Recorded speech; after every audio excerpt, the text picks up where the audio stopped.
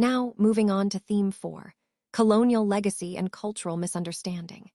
Here, we're exploring how historical colonial influences have shaped perceptions and interactions, often creating fundamental contrasts between cultures.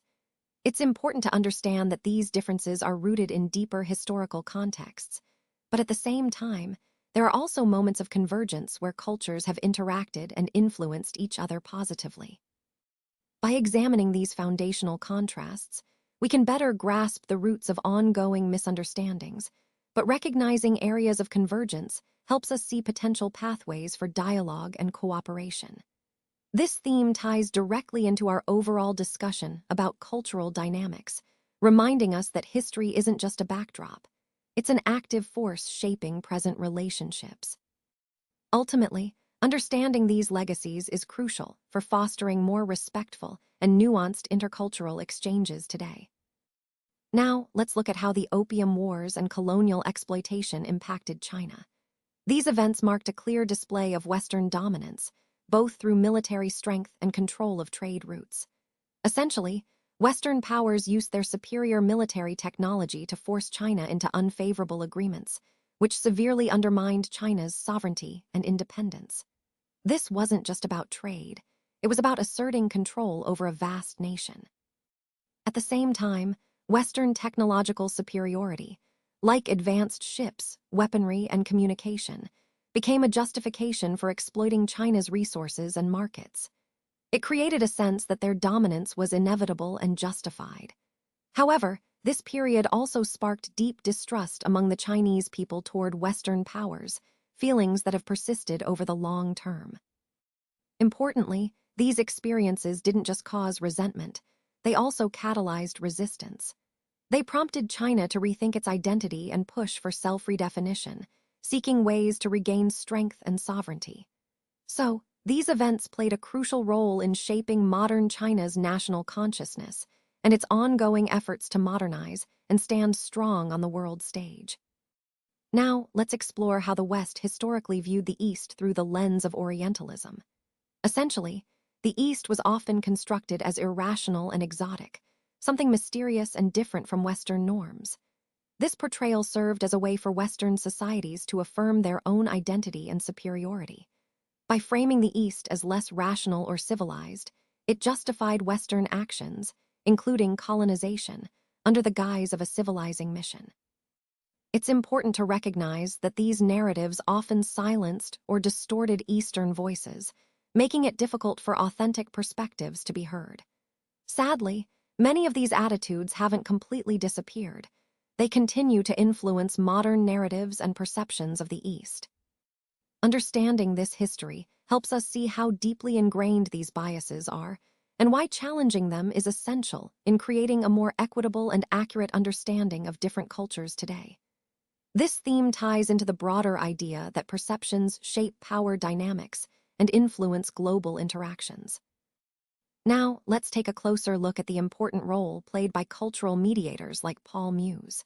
These individuals acted as bridges between East and West, fostering understanding through empathy and genuine engagement.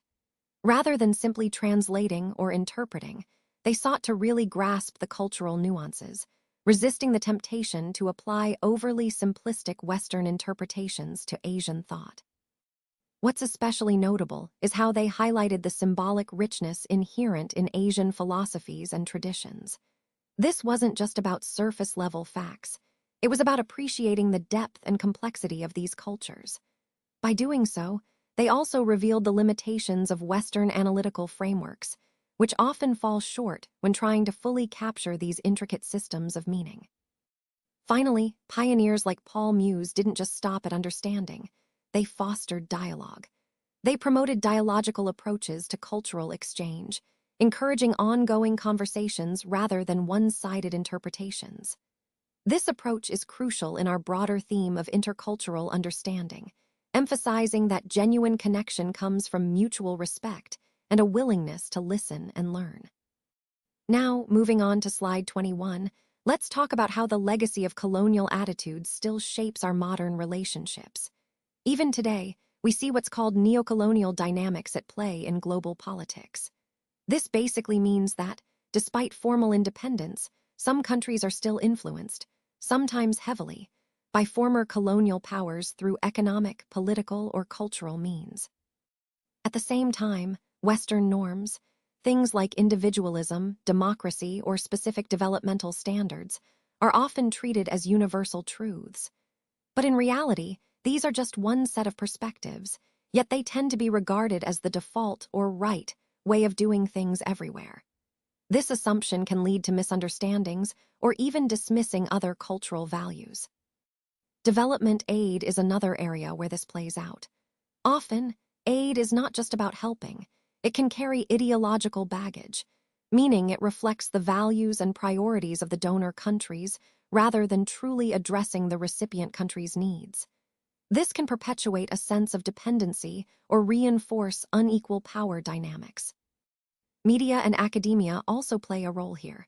They often reinforce myths of superiority, stories that frame Western nations as more advanced or enlightened, while portraying others as less so. This subtle reinforcement keeps those old colonial attitudes alive, even unconsciously. All of this creates significant power imbalances that make it difficult to establish truly equal and genuine dialogue between nations. When one side feels dominant or superior, honest and respectful communication becomes much harder. So overall, this slide highlights how these lingering colonial attitudes continue to influence our global interactions today. Recognizing this helps us understand the barriers to more equitable and respectful international relations, something we need to be aware of if we're aiming for genuine partnership and progress. Now, let's turn our attention to the contemporary manifestations of the East-West contrast. In today's world, we see these differences playing out across various key dimensions. For example, in terms of cultural values, the West often emphasizes individualism and personal freedom, while the East tends to prioritize community and collective harmony. This fundamental difference influences everything from social behavior to policy making. When we look at economic practices, you'll notice that Western economies tend to focus on innovation, entrepreneurship, and free markets, whereas Eastern economies might place more weight on stability, long-term planning, and state involvement. These approaches shape how countries respond to global challenges and opportunities. In terms of governance, Western democracies emphasize political rights and individual liberties, contrasting with many Eastern systems that may prioritize social stability and hierarchical structures. These differences impact how policies are formulated and how citizens engage with their governments. So, in essence, these key dimensions, culture, economy, and governance, highlight the ongoing, dynamic contrast between East and West in our contemporary world. Recognizing these distinctions helps us better understand global interactions and the diversity of approaches in addressing shared issues. This theme ties back to our overall exploration of how historical differences continue to influence today's global landscape. This slide doesn't contain enough information. That's why we're moving to the next slide. This slide doesn't contain enough information. That's why we're moving to the next slide. This slide doesn't contain enough information. That's why we're moving to the next slide. This slide doesn't contain enough information. That's why we're moving to the next slide.